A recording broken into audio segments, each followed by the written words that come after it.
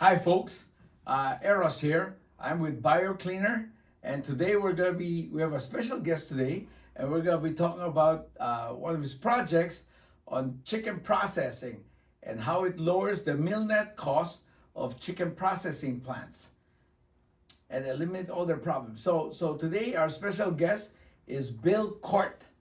Bill, can you tell us something about yourself?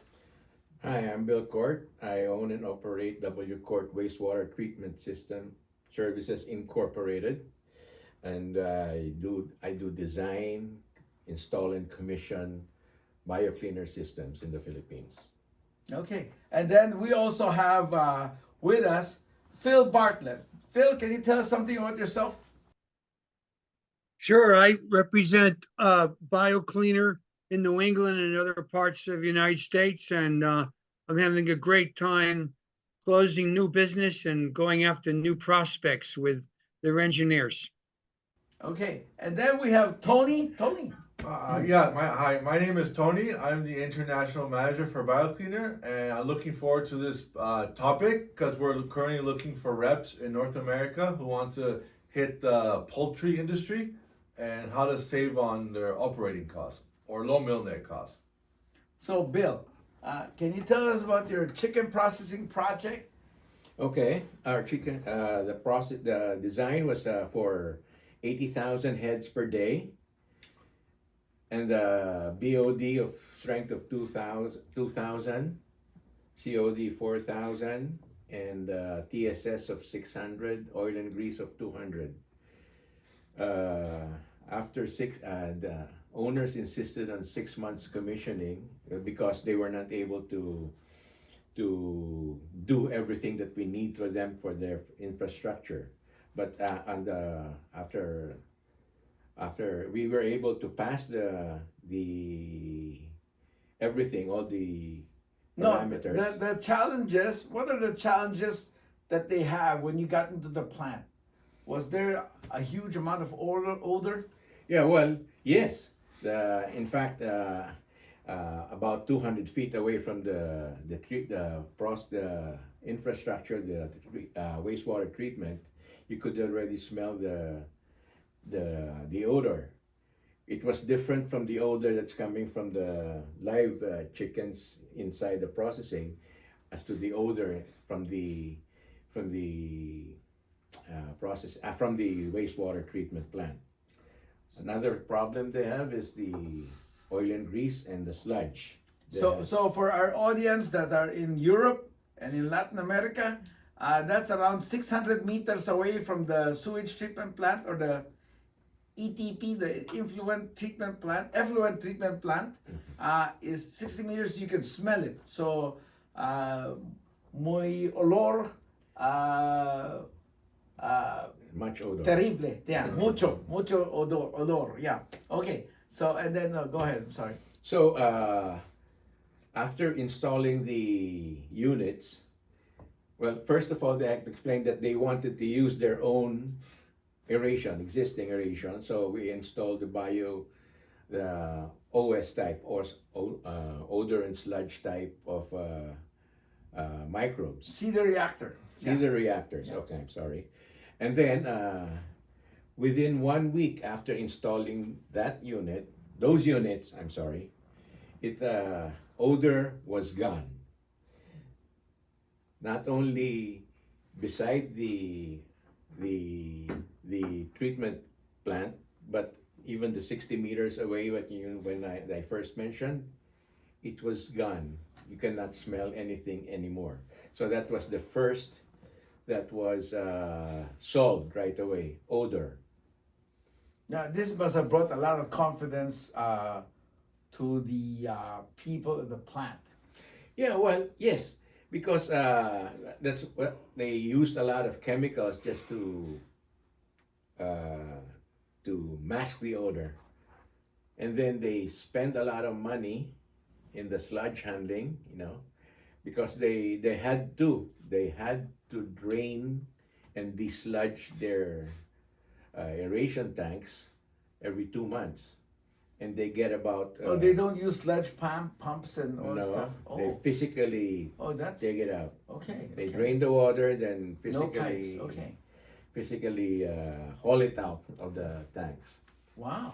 No. Okay. So That's what- I mean, they really spend a lot of money in the sludge handling cost. So for the 6 months that we were there was no sludge that they had to take care to take care of.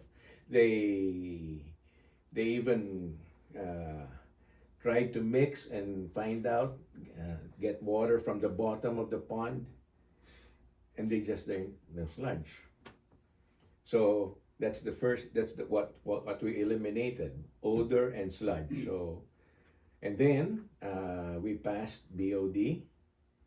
Oil and grease was non-detect. TSS was way below requirement. The discharge parameter for TSS in the Philippines is 100. We were getting 10, between 10 and 20. And then ammonia, we were able to get below 4. what was the starting ammonia? The starting ammonia was something like 75. Okay. Okay. Is there any requirement for total nitrogen or phosphorus? Total nitrogen, they only check ammonia and nitrate Okay. as part of it, but they don't have a no- specific total nitrogen. Okay. It's separate, ammonia and nitrates. Okay. For phosphate or phosphorus, there's a limit of 4. But we did not guarantee phosphate because they were not able to fulfill our requirement of a 2-day fish pond, which was supposed to use the phosphate, the excess phosphate, for the plants in the fish pond as a fertilizer that the fish could eat. For the audience out there, with Biocleaner, one thing we do at the tail end is polishing with fish. And what happens with there's a pond there, and the sunlight would hit it and create a lot of chlorella. And you'll see this in many of our factories, even in Lithuania. We have an STP there for a town of 1,700 called Vilkia. And I didn't know it's been there for 8 years. It was installed in 2017. Well, what happens is sometimes we have contractors who buy from us and they install it somewhere and they don't tell us. But in the coming weeks, we'll have a guy who will come and talk about his Vilkia plant. Anyway, so the chlorella will suck up all the phosphorus and then the fish will eat it up. So this makes it very sustainable and cost them almost nothing, no operating costs per se. Yeah. So Okay. going back. When before they used Biocleaner, they had a net milk cost per head at about a peso and 50. Okay. But after our A peso and 50 centavos per for, head for wastewater or for wastewater. For wastewater. Yeah. Okay. But with our system, with the Biocleaner system, and using their old aeration, we brought it down to 45. 45 what? Pesos? 45 cents. 45 cents. centavos. Okay, 45 centavos. Okay. How much is that? Like less than a penny? No, yeah, I think so, yeah. 50 Okay. to 1, yeah, about a What's- penny. Okay, okay. It would have been, if they used our aeration, because they'll be saving a lot of electricity, the net milk cost would go down to 22 centavos. So that's how much is the Half a conversion rate? penny. Yeah, 57 pesos to 1. Yeah. Okay. So less than a. 57. Less than a penny. Okay. Okay. Less than half a penny. Less than Okay. half a penny, yeah. Okay. Per head. Okay. Per head. That's Yeah. the net milk cost. But again, they couldn't wastewater. believe that our net milk cost, using their aeration with our Biocleaner, it was already at less than a penny. Okay. So they liked it. Hopefully. Well, they liked it, but we told them that they have to do some more things to Well, improve their system. We did recommend putting solar panels in because if you're using Biocleaner, the electrical cost is so low that you don't need a lot of solar panels to get you to almost zero energy cost. Mhm. Yes. Yeah. Anyway, so okay, yeah. Anybody has questions? Phil, you have any questions to Bill?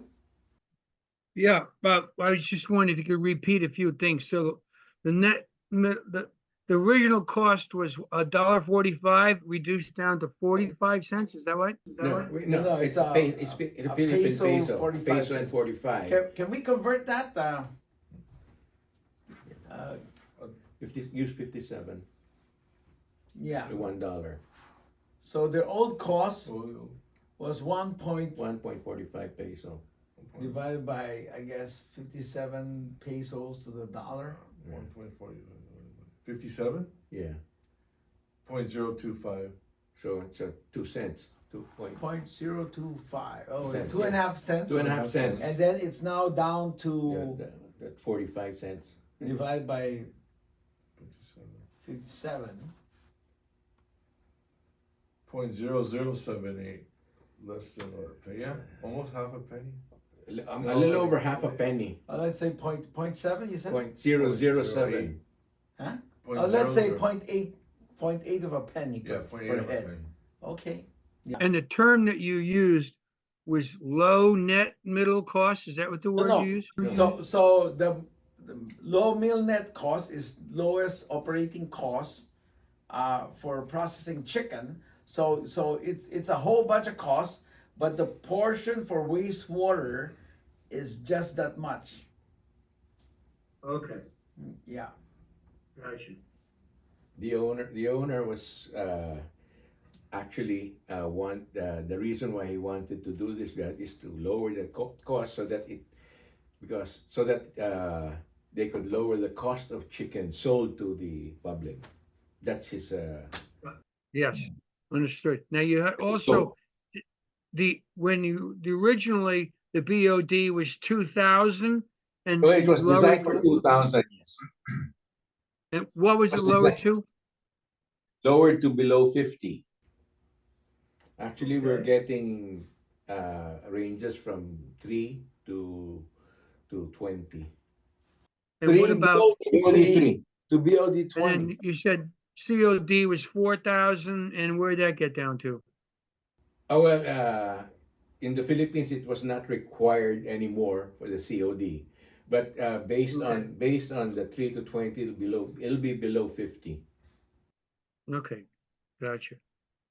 Okay, and so that's very helpful. And then of course, oil and grease was no longer a problem. Sludge was no longer a problem. And the ammonia, you already mentioned it went from 75 down to 2. Yes. And then was there anything else that you kept records of what? Well, because they mix their sewage with the treatment, so we had to check for fecal coliform. Okay. And the test that we have is that they're less than 18 Gotcha. per 100 most probable number for 100 ml. Okay, I mean, I guess you could have, with your processing chickens, you could have coliform as well, couldn't you? Yes, yes. But aside from that, their sewage from their kitchen and from their restrooms, toilets, they're brought in there also. Oh, so it's mixed. It's Mixed, yeah. okay. Okay. Any pH issues? At the start, yes, but once we have our return of the returned microbes into the oil and grease and the EQT, we brought it up to above 6. It started out at 5. So for the audience, what Bill meant, he was returning some of the some of the water, not water. not sludge, some of the water from the aeration tank to the equalization tank, and to get the microbial population growing first in the EQ tank. Typically, because our microbes are alkalizing, so it will bring up pH from 4, 5, 6, all the way up to 7, 7.5, 8. And then as you treat the water, it'll go down. And typically, the very clean water has a pH of around 7, 7.1. And all that stuff. Yeah, Yeah. that was the initial is the pH. It was the highest that we got was 5. So I told after So a few most of weeks, it was acidic. What was the lowest pH that you got? the lowest was about 4.5. Okay, so 4.5 to 5. Yeah, Okay. but after about 3 weeks of running already, and we started returning the microbe-filled water into the oil and grease separator and the EQT. Again, for the audience out there, in wastewater, if your pH drops below 6, it starts smelling. Especially those with high fats, oils, and grease, it starts smelling as your pH drops. The more it drops, the worse it stinks. Yeah. So and after that, we were able to get it up to 6. Well, also because our microbes don't work as efficient below 6, so that in the middle of the commissioning, we were up to 7, between 7 and 8. So pH was no longer a problem. So the microbes actually will bring up the pH. Yeah. How about did you have any problems with the temperature of the water from processing the chickens, or was it they use chilled and hot, so it ends up being relatively neutral situation? Our when we take the pH, it takes at the same time it takes the temperature of the water. Okay. We're ranging from 27 to 30 Centigrade. centigrade. So Sorry. yeah. that's not- Okay. Yeah, but they mix the when they discharge the hot water, they also simultaneously discharge the cold water. The right? chiller, yes. The chilled So water. we don't really get hot water flowing into the oil and grease. Okay. It's a little above normal. It's about 30 degrees when we check it over there. So Okay. because as soon as they discharge the water from the boiler and the one that they use for rendering They're taking out the feathers. So when they're defeathering, they use a little hot water, and so that the chicken doesn't spoil, they will then dunk in ice water. in a chiller. Yeah. And of course, there's bloods and other stuff that's going into the cold water as you're dragging through this, and they're processing. They discharge their chiller twice a day. Okay. When you first put in the biocleaners and started operation, was there a lot of fat and oil or grease already on top of the tanks? Is it 2 or 3 feet high, or was it? No, we didn't have that because most of it are caught in the oil and grease separator that we reconstructed. Okay. So there's a fat trap. There's a fat trap, yes. Okay. But there's still some foaming at the start. Okay. Foaming at the start because detergents that they use for cleaning up their equipment, they flow into the water, and with the aeration, bubbles are created and foamed. I've heard from other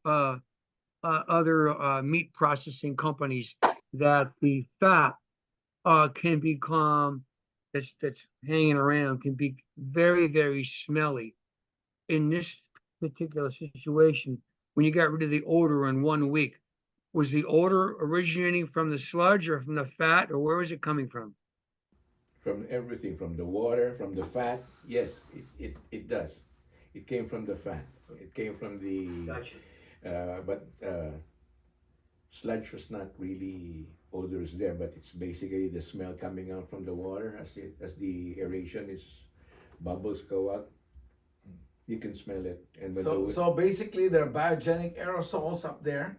So the air is filled with lots of tiny particulates, what they call biogenic aerosols.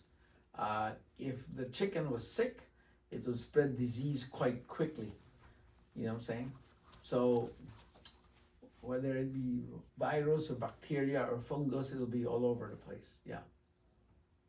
So Eros, would you say is there anything else, if we approach a chicken processing plant in the United States, and is there anything else we need to worry about in terms of the water being discharged out into the creek? Is there something else we need to watch for besides what Bill told us? Well, you may want to reuse it for something else. So in the Philippines, they have to watch ammonia because then they can repurpose the wastewater. If you want to, for example, if you want to irrigate golf courses, so typically in the US, they like doing the golf course thing. But if your ammonia is very high, let's say your ammonia, you're getting influent of, let's say 300-400 from a factory, because people pee a lot. And then you treat it down and your ammonia is like 80. And then you use that water to irrigate the golf courses, it'll burn the grass. especially in greens. Yeah, the greens becomes yellow-green. and then the patch of baldness in the Yeah, so it'll just burn.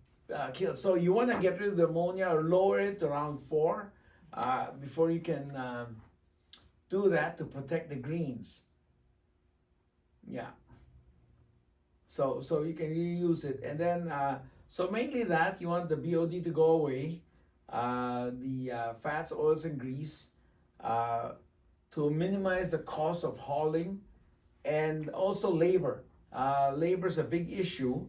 If you're doing this and it's stinky, it's hard to recruit people to watch your wastewater, and you don't want them to touch it too much. If you just leave it alone, then don't touch it. The units will last a long time. Just make sure it's running. Yeah, all you have to do is put it in sensors, and if it's The not compressors working, are working and the blowers it'll are tell working. the cell phone, it'll tell your phone that the units are off, and all that information comes to your cell phone. And so you don't need a lot of operators. Bill, how long have you been operating at the plant now? Now, When we did turned you it finish? over. We turned it over last August, August Oh, okay. 2024. 2024. Yeah, okay, good. We Yeah. started. So we it's almost, started, it's 8 months. yeah. Yeah. Oh, if there was a problem, they'd call. So they haven't called yet. And every time we go there to say, can we take a few pictures? They No. said no. That's Yeah. okay. This is a great story. Thank you very much. It'll come, it'll be very helpful, in conversations during the next week. Thank you. Okay, you're welcome. Okay. So any questions, guys? If any information or any questions you have for Bill or Phil, just email right away. If you any wastewater contractor out there, you can just email Tony at TonyZ@biocleaner.com. Thank you, folks. Thank you, Phil. Thank you, Bill. Thank you. Nice Yeah. meeting you, Bill. Hope to see you in the meeting you, future, Bill. sir. Sure. I hope to. Okay, bye-bye. Goodbye.